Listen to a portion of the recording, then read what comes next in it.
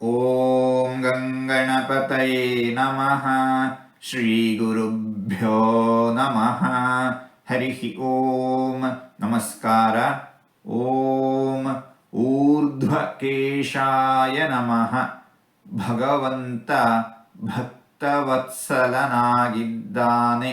ಯಾವಾಗಲೂ ಭಗವಂತ ಭಕ್ತರಿಗೆ ಪರಮ ಪದವನ್ನೇ ತೋರಿಸುವ, ಪರಮಪದದ ಮಾರ್ಗವನ್ನು ತೋರಿಸುವ, ಊರ್ಧ್ವಮುಖವಾದ ಮೇಲಕ್ಕೆ ನಿರ್ದೇಶಿಸುವ ಕೇಶಗಳನ್ನು ಹೊಂದಿದ್ದಾನೆ. ಮುಕ್ತಿಯೋಗ್ಯರಿಗೆ ಜನನ ಮರಣಗಳ ಚಕ್ರದಿಂದ ಮುಕ್ತಿಯೋಗ್ಯರನ್ನು ಬಿಡಿಸಿ ಅವರಿಗೆ ಮೋಕ್ಷವನ್ನು ಕೊಡುವವನು ಭಗವಂತ. ಇಂತಹ ಭಗವಂತನನ್ನು ಊರ್ಧ್ವಕೇಶಾಯ ನಮಃ ಎಂಬುದಾಗಿ ವಿದ್ವಾಂಸರು ವರ್ಣಿಸುತ್ತಾ ಇದ್ದಾರೆ.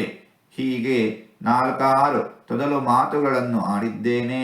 ಇದರಲ್ಲಿ ಏನಾದರೂ ತಪ್ಪುಗಳು ಇದ್ದರೆ ಆ ತಪ್ಪುಗಳನ್ನು ಬಿಟ್ಟು ಒಳ್ಳೆಯದು ಅಂತ ಏನಾದರೂ ಇದ್ದರೆ ಆ ಒಳ್ಳೆಯದನ್ನು ಮಾತ್ರ ಸ್ವೀಕರಿಸಬೇಕು ಅಂತ ಹೇಳಿ ಪ್ರಾರ್ಥನೆ.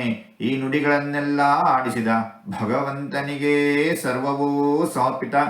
ಸರ್ವಂ ಶ್ರೀಕೃಷ್ಣಾರ್ಪಣಮಸ್ತು.